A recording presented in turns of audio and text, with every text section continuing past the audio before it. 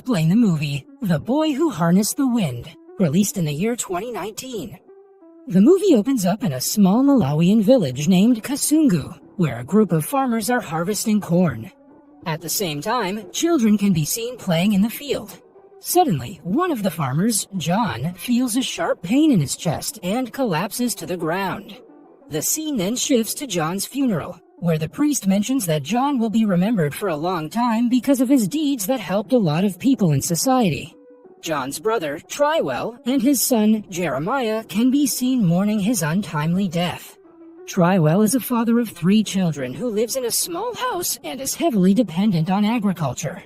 His son William is intelligent in his studies and also has an interest in electronic devices.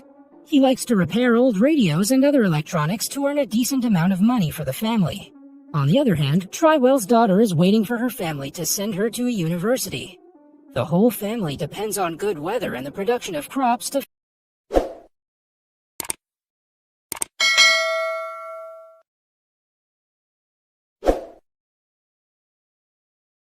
fulfill their needs and to live their lives.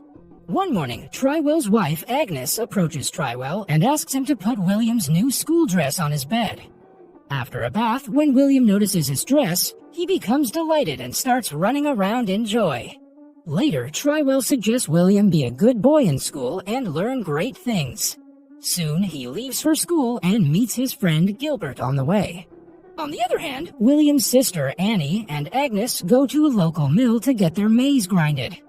Agnes tells Annie that she too can get a job and support her family after she completes university. Later, when the mother-daughter duo is returning home from the mill, a well-suited man rides his bicycle past them. Annie looks at the man and smiles at him. In the next scene, the man, Mike Kachigunda, arrives at William's school and turns out that he's a teacher there. Meanwhile, the principal gathers all the students in an assembly and informs them that those who have not paid the school fee will not be able to use their library cards.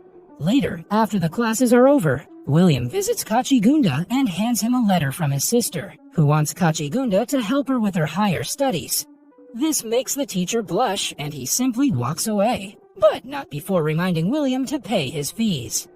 At night, William tries his best to study for the test happening tomorrow, but since they have no electricity, he's forced to go to sleep. The next day, after receiving the test papers, William talks with Gilbert and tells him that they can get better marks in their exams, but they just need to find a way to study at night. After school, both of them visit a nearby junkyard and search for something that can help them study at night.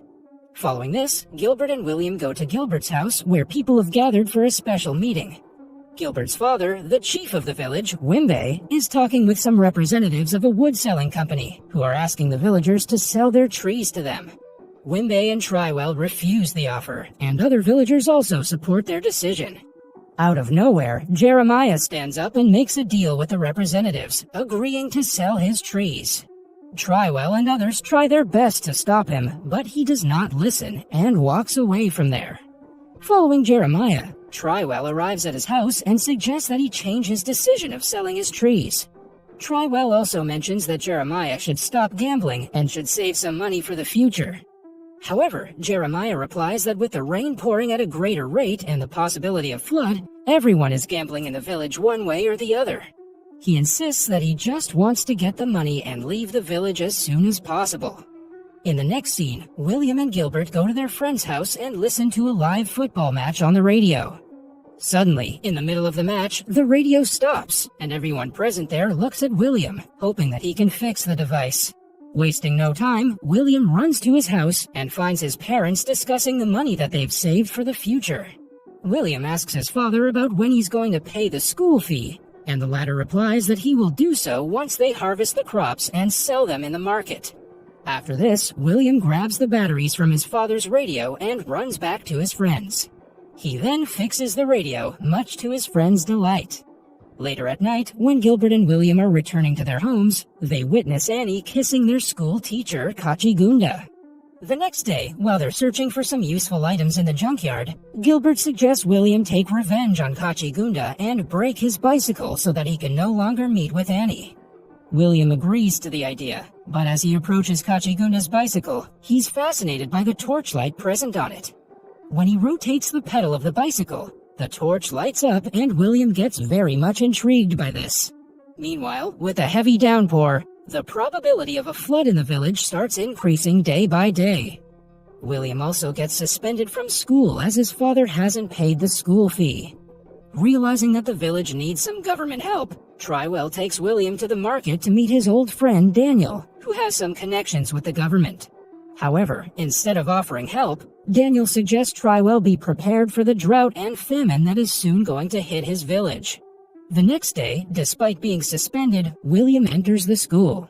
After the classes are over, William approaches Kachigunda and asks him about how his bicycle is able to light the torch on its own. Kachigunda explains that it's possible because of the dynamo attached to it, which converts the kinetic energy into electrical energy. William further inquires about how he can build a dynamo. However, Kachigunda doesn't have enough information about it, so he suggests William visit the library and gather knowledge from different books. When William mentions that he doesn't have permission to visit the library and also knows about her sister having an affair with him, Kachigunda agrees to help him. He then brings William to the library and informs the library teacher that he and William are working on a project. In this way, William gets to read all the books without any library card. In the next scene, a program is held for the arrival of the president of the country, and the villagers cheer for him. During the program, the chief, Wimbe, mentions their ongoing problems and asks the president to put some effort into solving them.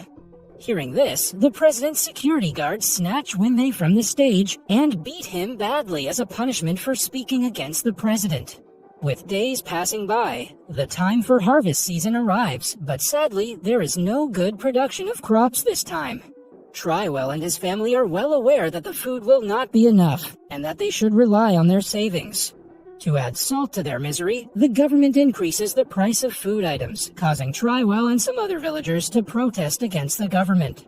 On the other hand, William continues sneaking to school and learning about the wind and electrical energy from different books.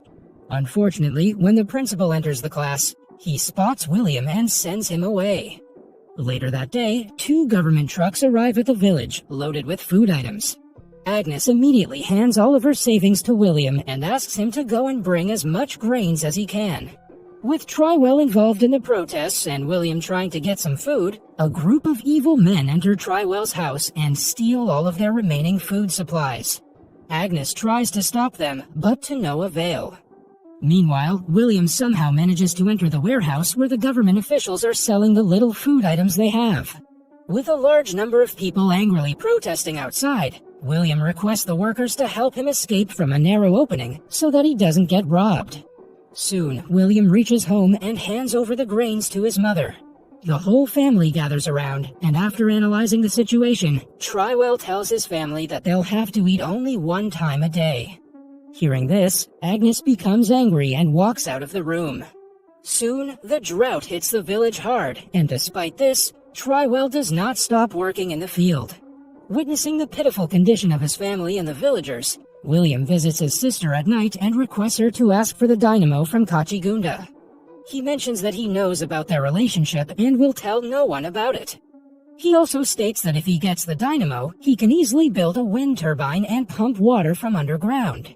The next day, when William returns home after collecting some firewood, he finds his parents wandering outside the house.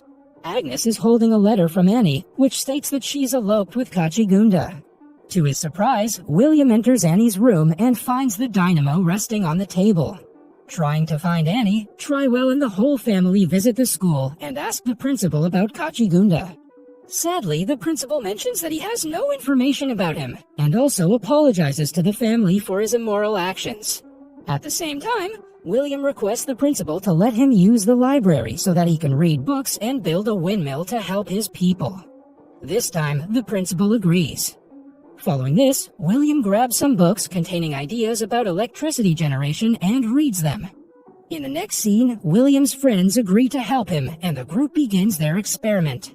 They successfully build a small-scale windmill and also run a radio with the help of electricity produced by it. After the success, William decides to build a bigger windmill so that he can generate electricity and run a water pump which can irrigate the dry fields. The group then visits the junkyard and searches for items that will help them achieve their target. On the other hand, William approaches Trywell in the field and asks him to provide him with his bicycle so that he can use its different parts to prepare the windmill. Hearing this, Trywell gets angry and scolds William for visualizing impossible dreams. He rather reprimands him to assist him in the field from the following day. In the next scene, William can be seen working in the field with his father, despite knowing that without water, their hard work will be in vain. Later, he visits his friends and gets surprised to find that they're all packing their belongings to leave the village. Fortunately, he manages to convince them to stay. He then asks their help to persuade his father to hand over his bicycle. Moments later, the group arrives outside Trywell's house and requests him to let them use the bicycle. Unfortunately, even this time, Trywell gets angry and chases them away.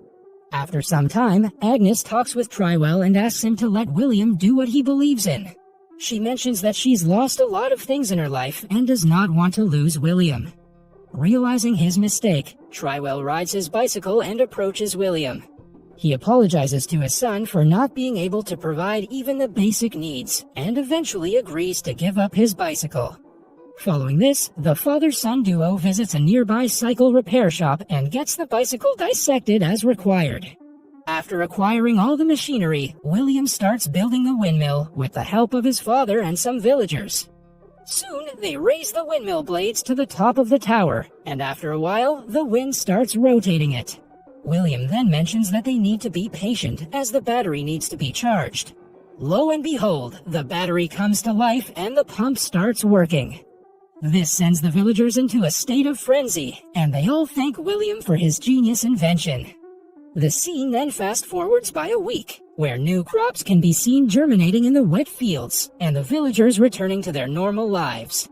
William can be seen sitting in front of his house looking at the windmill. He informs his parents that the principal wants him to meet with some National Student Organization representatives. He also mentions that he might get a scholarship to study at one of the prestigious universities in the city. Hearing this, a proud Trywell approaches him and suggests he study more. The movie ends with William climbing the windmill tower and observing his green village. That was all from the video. I hope you liked it. Subscribe for more content like this, and hit the like button to help us out. Also, leave a comment if you want us to recap your favorite movie.